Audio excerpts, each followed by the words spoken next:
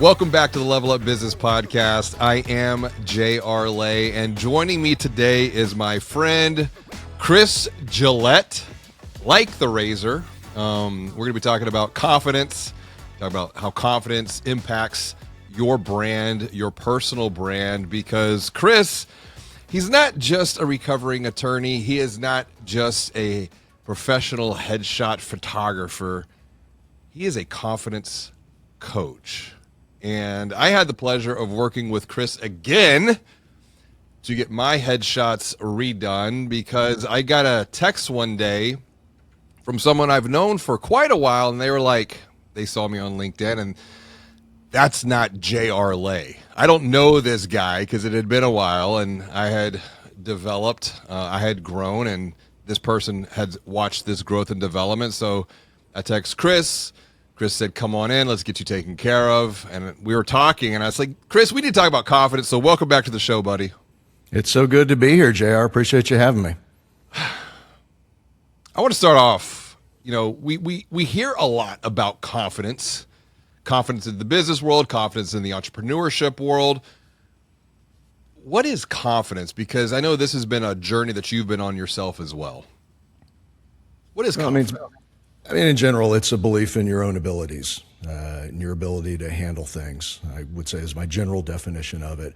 I kind of break it up into two buckets. There's the confidence that you get from just being good at something and getting a lot of reps in at it. Like, you're really good at this podcast. You've done a ton of these things.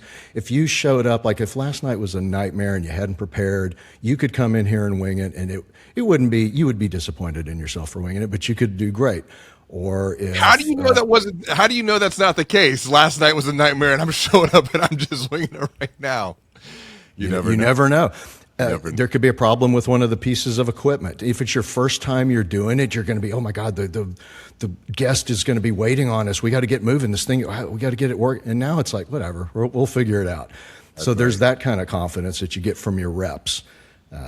And then there's another kind of confidence, which is sort of it's more of a general thing. It's you might think of it as, well, what do you do before you get good at that one thing? Because you can still be confident. There are people who are confident even though they maybe walk into a situation in which they have no experience, and yet they still are confident. And that's the confidence that really interests me. I think the first kind of confidence, the specific confidence, I'll call it, it's certainly important, and we've all experienced it. When I was a lawyer, I remember when I first got licensed, I was terrified that somebody would ask me a question I didn't know. Like, oh my gosh, I don't know everything. And then, I don't know how many years into it, but at some point I realized, oh yeah, I don't care now. If people ask me a question I don't know, and I should know it, or I used to know it, I just say, I don't know, I'll figure it out. Yeah. But the more general confidence, the confidence that you can bring into any situation, that's what really interests me. Well, you see a lot of people. They come in, you work with them.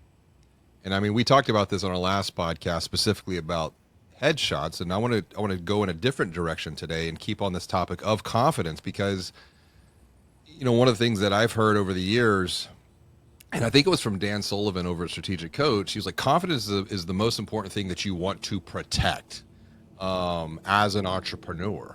And it's, it could take a long time to build up that confidence, but it can also, you can lose it pretty quickly as well. Go back in your own journey. What we'll call it your confidence journey. What has your confidence journey been like over the years? Because you were an attorney, now you're a recovering attorney. And I mean, even how you're showing up today is different than how you showed up last time. When I came to the studio and was working with you, it was different than the first time. Like, it was the energy, and maybe that's another way we could think about confidence. Confidence is the energy that we exude. And I've thought about, well, what is confidence? Confidence for me, it comes from doing what you say you're going to do. Because a lot of times we can say a lot of things, well, I'm going to do this or I'm going to be that, and we don't do anything. And so therefore we don't have confidence because we never become the thing that we said we're going to do. But go back in your own journey. Were you always as confident, at least as you're coming off right now? Because you could be thinking, dude, I am like not feeling what is being perceived. And we'll talk about that a little bit, but go back. Has it always been this way for you? I get it. You're trying to get me to spill my confidence stack for free to the listeners and viewers. But For you, I'm going to do it. Here's the confidence stack. It was a lot of things. So I think there's some general principles that when people talk about confidence, you hear, and I'm sure we'll touch on those today. But there are also little specific things, like I don't know if they're tricks or if they're just little things, but that I think make a big difference. And one of the things I know we'll talk about today is there's some aspects of it that I just never hear discussed. And like the facial expression stuff, we'll talk about that. I mean, my confidence came from the specific confidence, the getting good at something as I got better at headshots and just had seen everything. You never see everything, but I'd seen so many different things come up that I figured out how to deal with, that eventually you reach the point where it's like, yeah, I don't care what comes in today, I'll be able to handle it. And you know what, if I can't, not that big a deal. So that's the first point I'll make. Being okay with failure. I think sometimes I've heard people talk about confidence. Is it a belief in your ability to succeed, or is it a comfort with the times that you fail?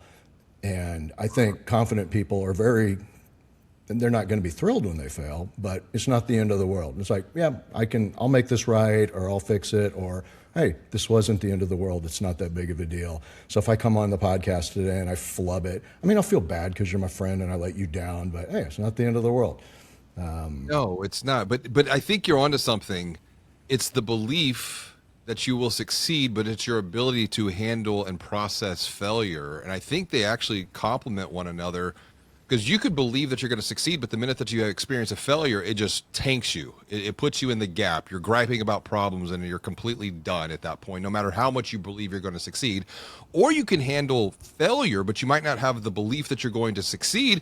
And I perhaps, because I think about, the belief to behavior spectrum, to where your beliefs influence your thoughts, your emotional state, your actions, which become your habits, that's your behavior, and it's your predictable outcome of what your results are going to be. But I've also been thinking about another layer below that, which is identity. And confidence perhaps is part of identity, or is it a result? It's almost like nature or nurture.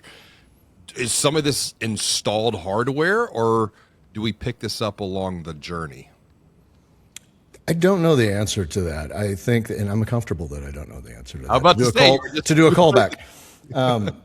There are probably some folks who kind of come, we all come, if anybody's had kids, they know they kind of come a certain way. You can mold them a little bit, but they all have their little personalities. And I guess there's some people who probably come more confident than others. I'm the opposite. I did not come confident. I was very insecure and had a lot of issues along those lines. And so I built it up. But you can develop it, and I think that's what's important. But I think you're right. I think the belief in your own ability to succeed generally, and in giving yourself some grace the times that you don't. Sometimes people really talk about that, not even talking about confidence, but it's a big part of it. It's like, I know I did my best, and if it didn't work out this time, I'll get it next time. But for me, it was. The first move was getting good at something where I felt like I was an expert at it and had developed a reputation for it and knew how to handle most scenarios that would come up. That's a big thing. But that doesn't mean that I'm going to be confident when I'm having a drink with Sally Ann, or I'm walking into a networking situation with a bunch of people. It might help me a little bit, it might give me a little self-esteem, but it doesn't mean I'm going to appear confident in those other areas. And there were a couple of things that happened to me in my life that helped me. I guess, I don't know, these are part of my confidence stack, I guess, so I'm spilling it. One was getting in shape and taking care of myself. And I hate mentioning that because it's like, it's easier said than done for sure. And I know you've done the same thing because you look great. Well, I want to pause you on that point and roll back to something that I think is important. We can't gloss this over. You talk about this idea of insecurity. Like at one point you were struggling with insecurity, and listen, I'm going to raise my hand. And I mean, that was my life, particularly my life growing up. I was very insecure, and a lot of it's actually ironic that I'm doing what I'm doing today. And I get out and I do keynotes and I'm on stage in front of 1,000, 2,000 people, and people are like, oh my gosh, how do you do that? I'm like, I don't know. I just go. I'd be lying if I don't have, butterflies before I do that. But it's like to me, it's like, oh my gosh, those butterflies means I'm alive, I'm here, and I'm about to go out and I'm about to crush it. But it wasn't always that way. And I was the kid who had a hearing issue growing up, and so that created a speech issue. So then I was moved from one school to the other school, and I got labeled special ed to get into this other school so that I could get speech therapy. And then grew up and, was the shy kid and never talked, never raised my hand. And then I was like, I don't know what it was, but it was like when I became a freshman in high school, I said, I'm going to change. I just was like, I'm done. And now I've continued to do that over the years. And that comes back to the point you're about to make, which is about your physical aspect.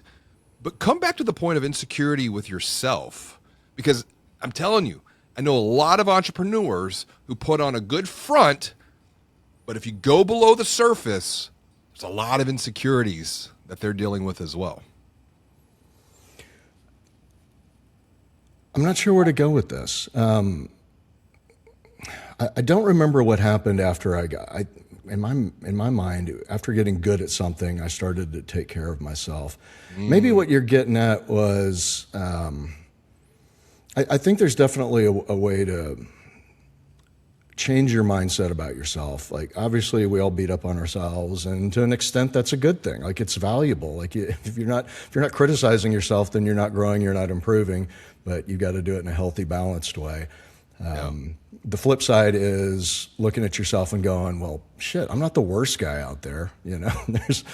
I've got a couple of good things going for me.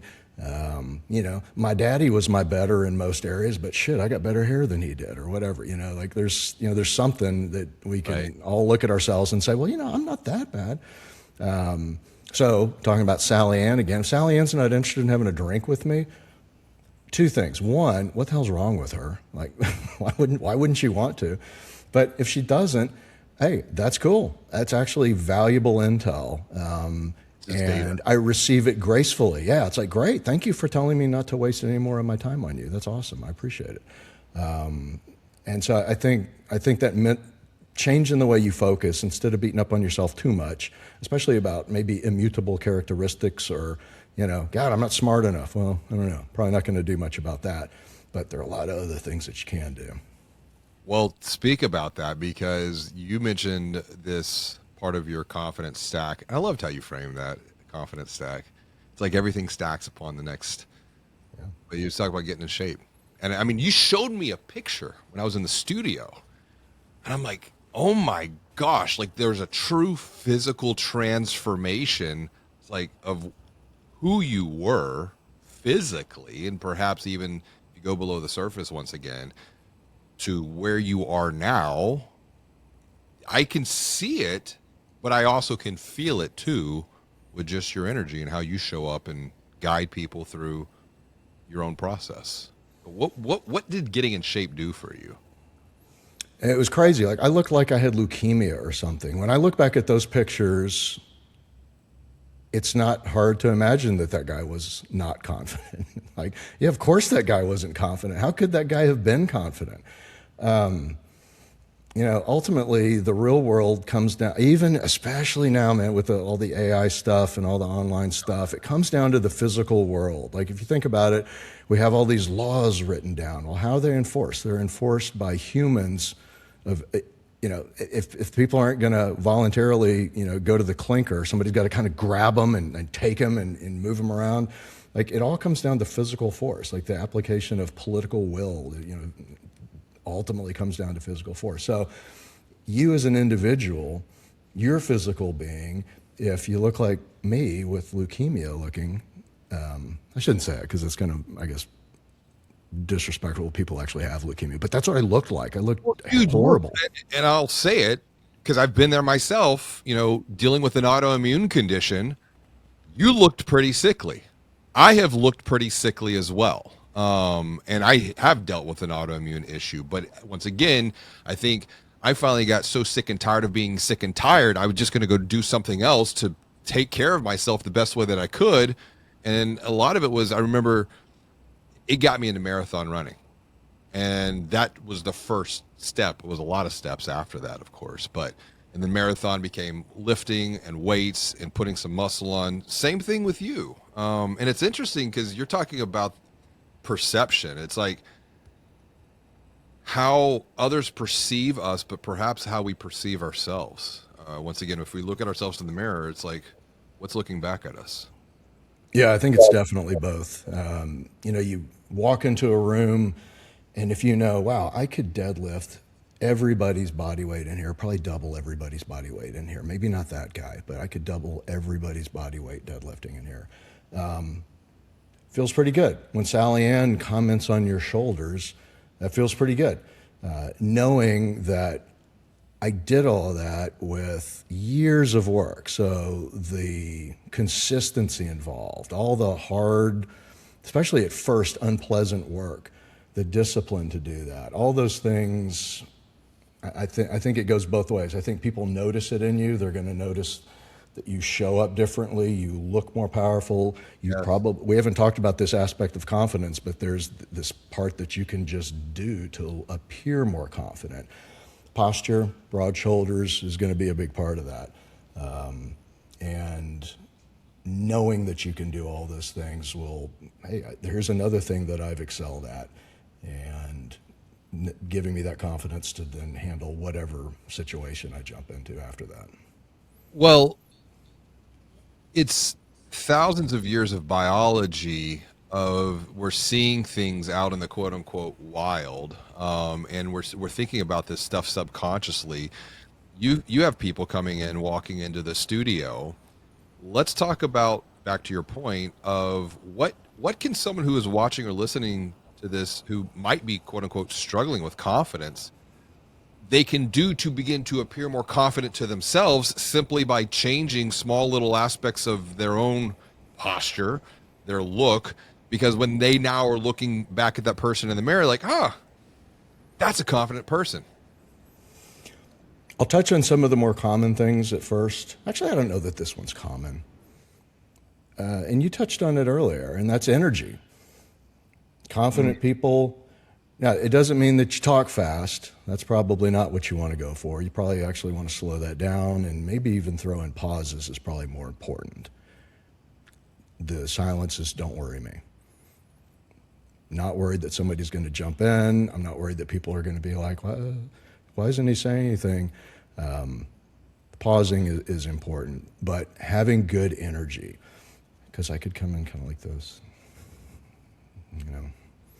be a little lower energy and feel, as opposed to, I'm here with J.R. Lay, man, and we're doing this, remotely on our laptops or whatever we're doing. Of course, you got the studio, but this is really cool. This is a cool deal. I'm so excited to be here.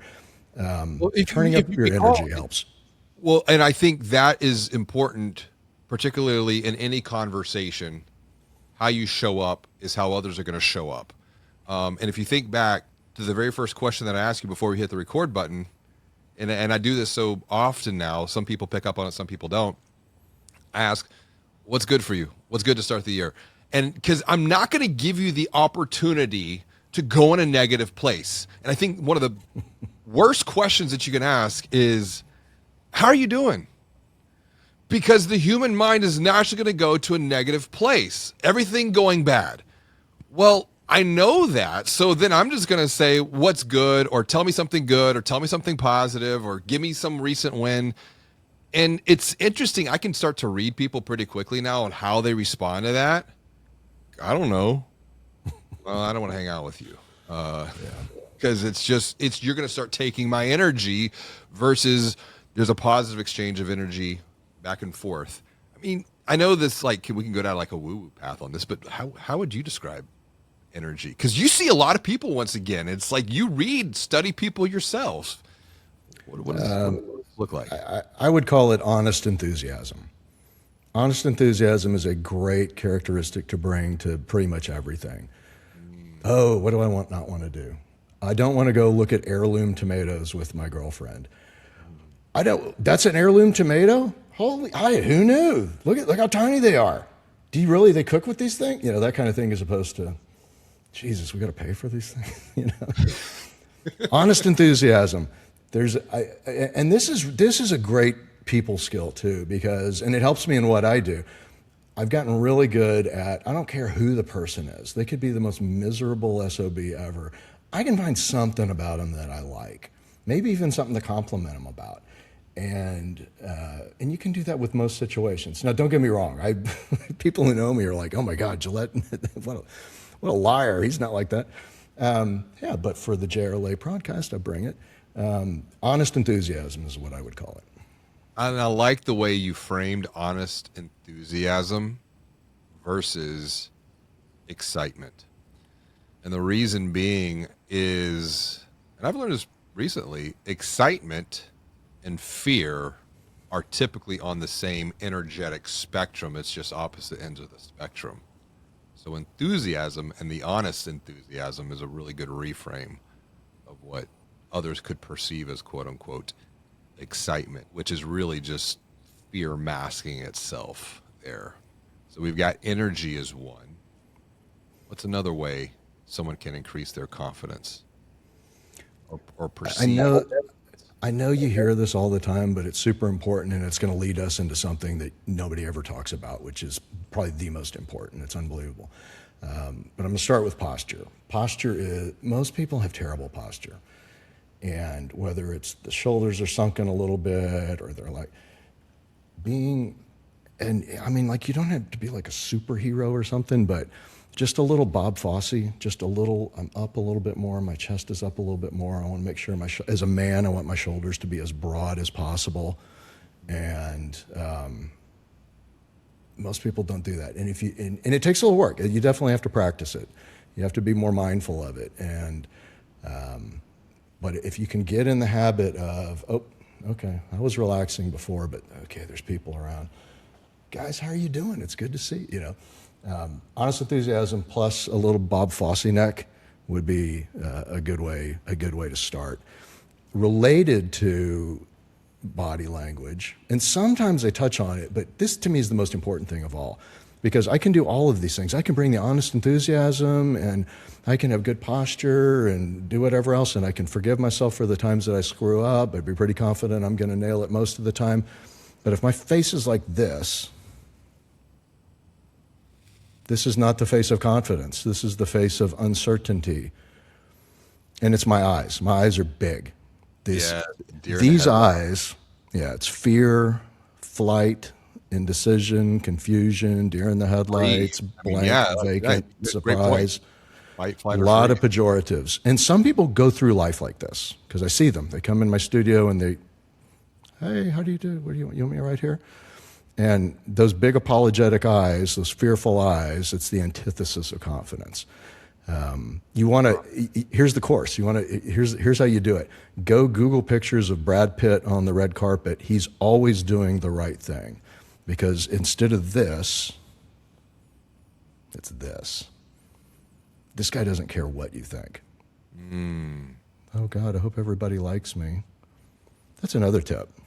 Not everybody's going to like you. Be polarizing. So I'm getting ahead. Sorry. No. I think you're onto something. Maybe confidence comes from a very tough question that I want to ask right now. Yeah. And I'm not asking you. I'm asking those watching and listening. And by the way, if you're listening to this, there's no better time to go over to YouTube and subscribe to the channel, because he's given some really good visual aids that you can pick up. But do you trust yourself? You talk about Brad Pitt. If you don't trust yourself, I think it's going to be very hard for you to exude confidence. Yeah, I think it goes back to that idea of confidence in your ability to handle most situations, with the caveat that if you don't, that's not the end of the world. You get them next time. Well, that's the thing. You trust yourself. You trust yourself that there's always going to be another time. There's always going to be another chance. There's always going to be something better. And I want to make this very personal. My oldest son, I'm going to call him out on this. Sloopy shoulders. We're getting on to him about this right now. He's got these like just once again, if you're not watching, you gotta watch this because it's like I don't even know how to do that. And I'm like, dude, put your shoulders back, put your chest out a little bit. It's okay. But he's walking around like with sloopy shoulders. He's 15, and he's putting muscle on. I'm like, sloopy shoulders are not going to work for you, man. Yeah, you need a little scapular retraction or something. Yeah, and it will feel weird at first because that's not your default. Your detent is like this. Well, you talked about that when we were in the studio. I remember you said some people come in and you have them put their hands on their side or in their belt loops, and it, particularly the guys, and it gives them the shoulder and the expanded chest. To make them look broader, yeah. Some guys are just built narrow, and in the frame, kind of bugs me. Like, look, if the audience is on YouTube now, I'm as egalitarian as they come. But in the studio, I tend to treat men and women differently. And guys look better when they're broader and when they're taking up space. And so, you know, I have no scruples about, I don't want to fake it later, but if it appeared that way in the studio, I'm all for it. And so you can just get their thumbs in their belt loops so that their shoulders are out a little bit more in the crop. Looks great. Well, I mean, that's the whole point of brand, and specifically personal brand. It's coming down to controlling the narrative, controlling perception, and that's where the work that you're doing, I think, is so critically important because it does. And maybe have people seen themselves differently after working with you? Has that ever like come up? That was my experience. That's what got me into headshots. It's a long story, but when I started messing around with it, took me a while to figure it out, but I eventually got this shot of myself that changed how I felt about myself. It was like, okay, I don't look like Clooney, but I look pretty good. Like I should be happy and proud of this.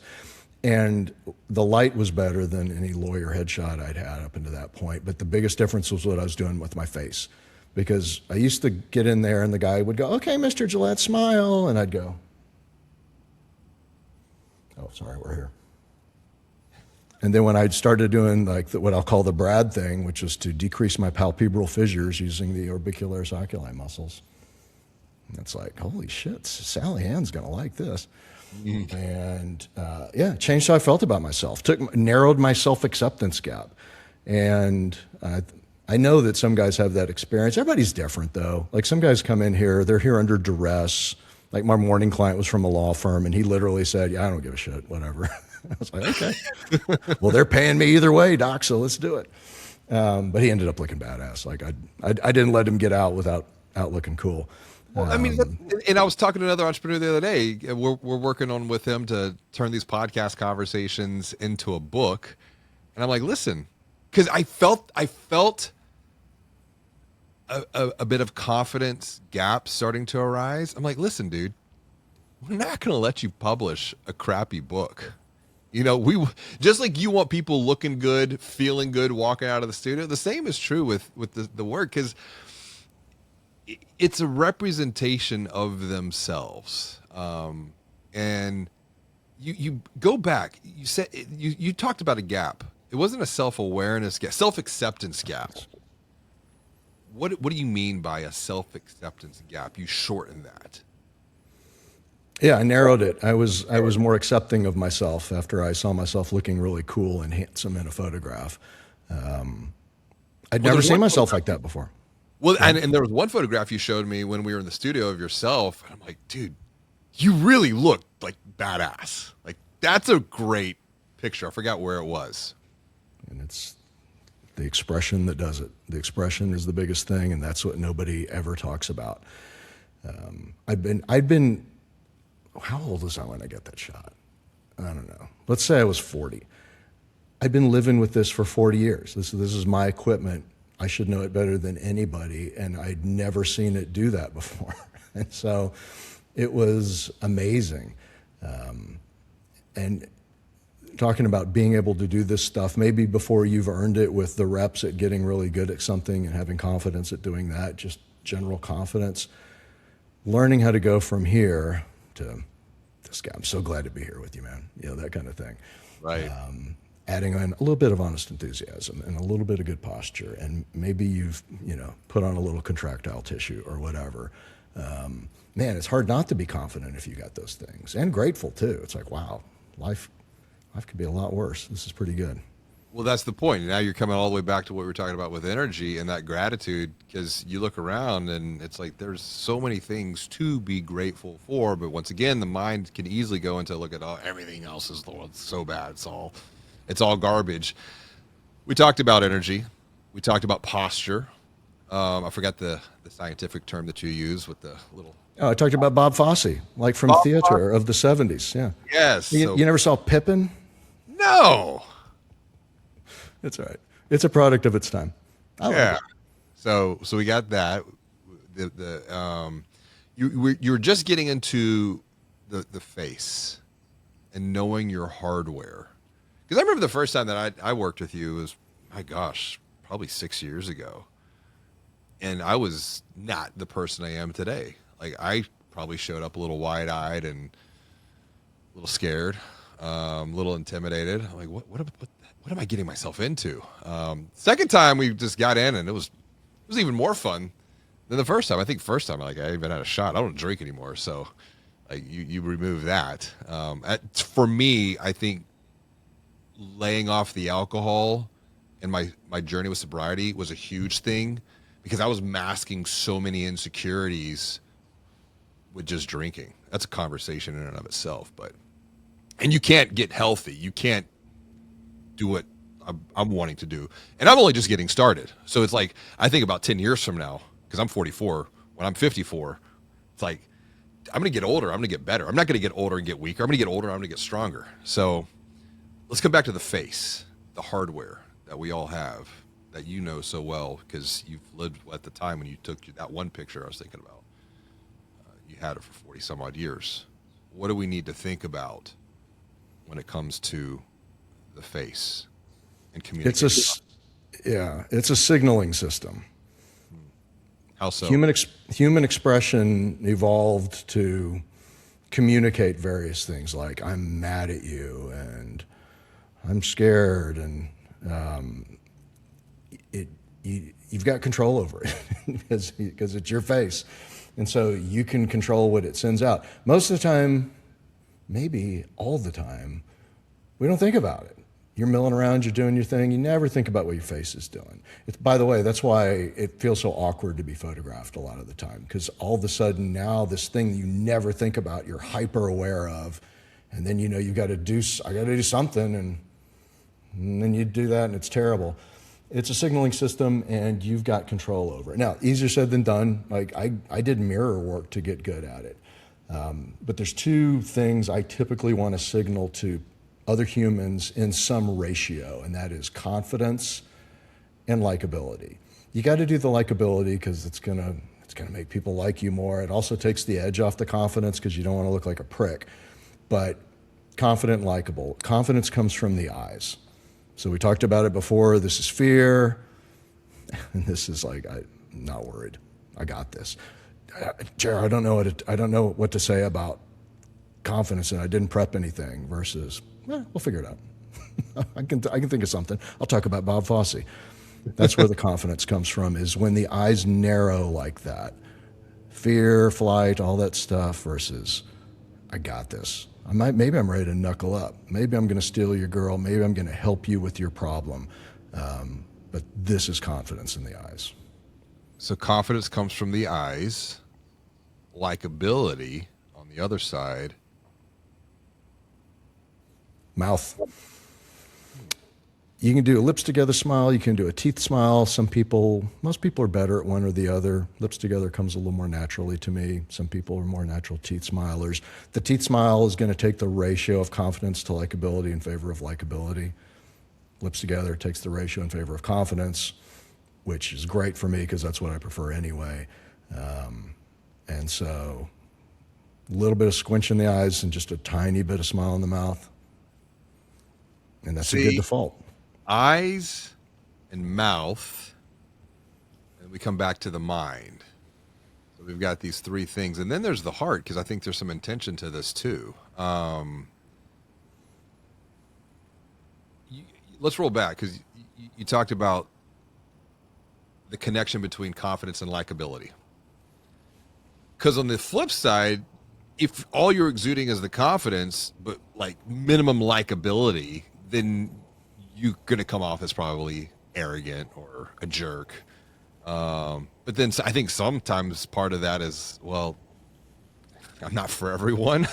But you also need to figure that ratio out. Because I was come back to Ludwig. I was actually talking with him. Like, you got confidence, but then you cross the line to cockiness. And I think confidence is that truth, authenticity. Cockiness, though, arrogance, perhaps it's another mask. I mean, once again, when you walk into the studio. And I think we're kind of veering off now into charisma, which is a very related topic. Because you can be a cocky, confident person. You can be a prick and be confident. Now we're kind of getting into, well, we probably don't want to be that way. We want to be charismatic. We want people to like us.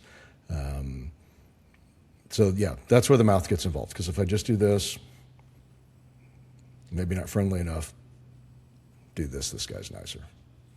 Well, if you think about like the three levels of marketing, know, like, and trust, this all comes back to play in that space here with nothing but what you were just installed with. Like you said, it's your own hardware. Do you even know it? Are you even aware of it? And perhaps the only time that you're aware of it is when someone's holding a camera up and then you get self-conscious of it. You said, though, you did something. You did mirror work. Yeah. What is mirror work? I know it sounds stupid, but getting in front of a mirror, get in front of your bathroom mirror and play with these things. Because the first time so what did the guy in the podcast say? I got to squinch up my eyes and then I got to do a tiny smile and it'll be terrible. So it takes a little work. It's like hopping in the 90-mile-an-hour cage, First of all, you can't be scared. You got to stay in there. They're going by fast. It's scary. And then you got to start swinging at it. And you're going to miss, and you're going to miss. And, I got a little piece of that one, but, that one didn't feel good. Eventually, you'll start to get it. One thing you can do, I've had people have some success with just getting in there and faking a little laugh, just going. Like, you got to do it real. You can't do it sarcastically. You can't do, ha. But just, like, if you hear that exhale of breath, probably on the right track. And then as you start to see those things, then you can play with it. Because we've all got the same equipment, but it's all hooked up a little differently. And so, what I do on my face isn't going to look like exactly how you do it. But it's the same muscles doing essentially the same things. So for the eye thing, here I'll get really technical. This is probably going to screw people up, but here it is. Here's all the info. It's not a squint. A squint is when the upper and the lower lids converge. I know that a test for am I squinting is can I raise my brows? No, because I'm squinting. I mean, I guess I can do it. Look at that. Most people can't do that, but I can't raise them because I'm squinting. The confident eye, which is also, by the way, what your eyes do when you smile naturally. So my fake smile is, and my real one is like that. Pretty much the same thing. It's the lower lids coming up. It's the lower lids coming up. Because if I'm doing just that, I can also raise my brows. And that's what, I've hit some new level of cognitive decline at 58. Nicholson, that's what Nicholson does. He's like, I don't make movies, I make classics. So if you can do the Nicholson, then you're just doing your lower lids. And just like standing up, don't do the rounded shoulders, is going to feel super weird the first time you do it. This is going to feel super weird. Takes a little bit of work.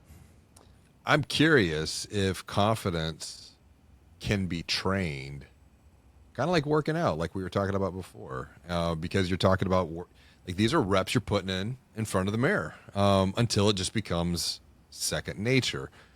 As we start to wrap up here, I'm going to go to the opposite side of the spectrum. Where do you see people struggle most when they walk into the studio with you? It's usually something that it's either in here or in here. Head or heart?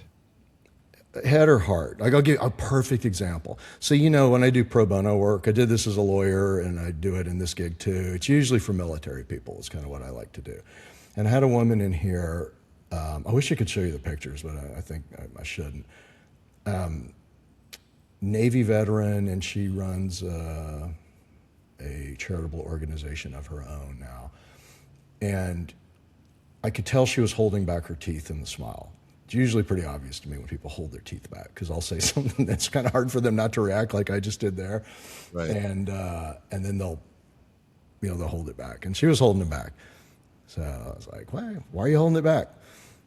I can't remember what she said at first, but we talked a little bit, and then she finally, and this helps. So being good with people, being charismatic, being confident really helps with stuff like this, because I finally got her to tell me, well, my ex-husband used to tell me that I look like a beaver, because she felt like her front teeth were big, and they were a little bigger than average. But you know what it really was that she had a gummy smile, and so you could see the tops of the teeth too. And so when she smiled too gummy, yeah, they looked pretty disproportionate. But other than that, when she smiled what I would call just like a normal amount of smile energy without hitting the gummy threshold, it was beautiful. In fact, most humans are better on their left. On her right side, this is where I could wish I could show you. Looked kind of like a young Christy Brinkley. And this woman is 50, I think. If we had just done the lips together smiles, it wouldn't have been as good. But getting that out of her really it made it awesome. And I had to fight her fucking ex-husband from 10 years ago or whatever to do that. That's the big, they're not always that dramatic, but everybody's got little insecurities, or, my teeth are yelling at, but I would tell me, don't worry about it. Let them out. I'll hit it later. You'll be fine. Who knows? Though I feel like I'm using women as an example a lot, but her daddy was shitty to her, and every time she sees a picture of herself, she sees his face, and she hates pictures of herself. That's the biggest thing that I'm dealing with. Usually, when it's really confident people, and I tend to get those. How it is. I get really good people in here, and sometimes it might be people like you who are on the cusp of like, holy shit, this guy's going to be a friggin' baller. But sometimes they're already there. Like I had 2 women last week who were just friggin' killing it. And while you could nitpick facial features and stuff like that, they didn't give a shit. They showed up and they were like, I'm sure that they're not deluded about themselves. They're not like, facially dysmorphic, but they're also kind of like we've been talking about. Like you give yourself some grace on the stuff that isn't top notch, especially things that maybe you can't really do anything about, and give yourself credit for all the good stuff. Those people shine in here, and they're so obvious. It's a very binary thing. I think I can divide people, because like when you walk in, we're talking, and if I don't know you, I'm sizing you up. I'm Sherlock Holmesing you as we walk in here. Yeah. Oh my God, what's this guy's thing? What is he not like? What are some challenges I'm going to have with him? And by the time we hit the threshold, it's either, yep, this is a confident person, this is going to go super smooth, and I can just do my thing, versus this is going to require some therapy. And man, I wish we could get everybody in the former category, because it seems like a much better way to be. I mean, but I feel you, because it's the same thing. You're working with stills and snapshots in time, and we're capturing sometimes, we're kicking off a project now to capture the life of an entrepreneur. And we're actually going with the inner circle first, and then moving from the inner circle inwards to get a broader perspective on where this narrative can go. And I really appreciate the work that you're doing, because and this is not hyperbole. I'm not like blowing smoke. I really think you change people's lives, because you change how they see themselves. Like, oh my gosh, I've never seen myself. Even if I think about like the first headshot that you and I did together, from where I was like 6 years ago to where I'm at now, when we put them side by side, I'm like, I kind of like I'm gonna be hard on myself. I don't like the guy that I was, and I really don't. because I knew back then I could be so much more. I just didn't know how I could get to where I'm at. I know I'm going to be the exact same place 3 to 5 years from now. Like, but I also can say, I love myself, I forgive myself, and I trust myself. So just if you're struggling with some of this stuff, know that you're not alone. You know, Chris has been there. I've been there. Many of us have been there. And it's a journey, but maybe book a session with Chris because he's going to help you see yourself differently. And that could be the very first step of your own transformational journey when it comes to not who you've been, because I really don't care who you've been. I don't even care who you are. What I'm more interested in is who you're being called to become. Who is that person? Because that's the person that interests me the most. It's like, where can you go? Because everything else up to this point is just simply data. As we wrap up, dude, what would you recommend someone who has stayed with us on this journey here today that they can do next to continue to level up their confidence? Just one thing. They just do one thing, they'll make progress. What would that be? I'll talk about something that we haven't talked about, and I'm going to keep it simple. Here's a really simple thing that you can do. Because like the eye thing, that takes some work. And the posture thing, that's a journey too. And building contractile tissue, good luck. That's a lot of work and a lot of time. If you approach it with the right attitude, I would say saying no more often is something that confident people do. Oh, JR asked me to do this, and I really want him to like me, and I want to stay in his circle. And brother, I would so love to do it. I can't do it. This month is terrible for me.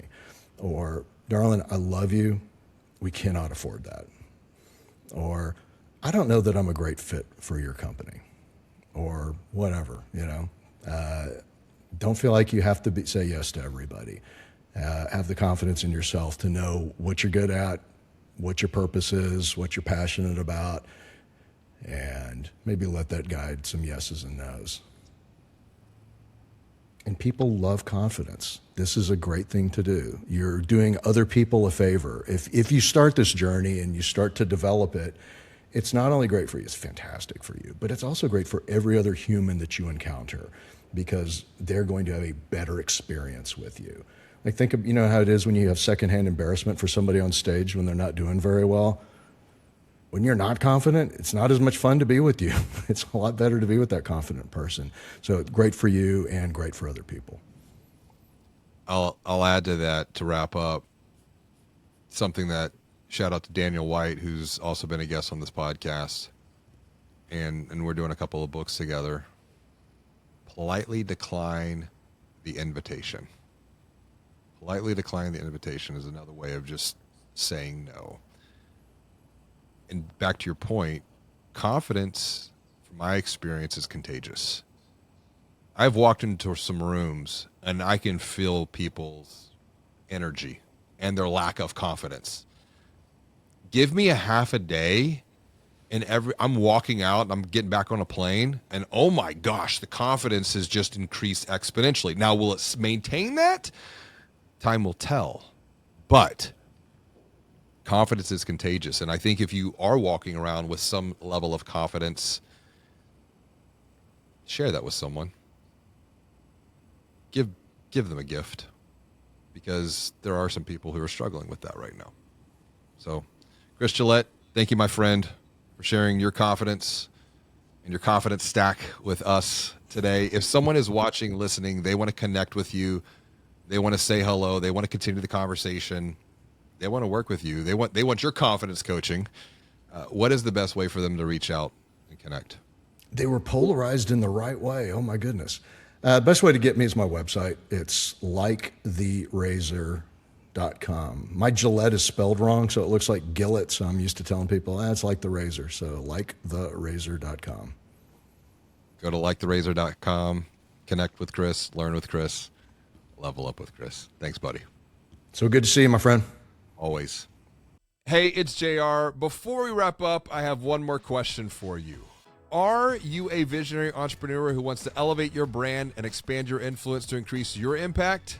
If this is you, You're the reason we're on a mission to amplify the voices of visionary entrepreneurs by unlocking their wisdom, sharing their stories, and publishing their books. So, when you are ready to level up your business and your life, send me a text to 832-240-1922. That's because I want to teach you to amplify your voice so that your mission and message are seen, known, and heard by those who need your help the most.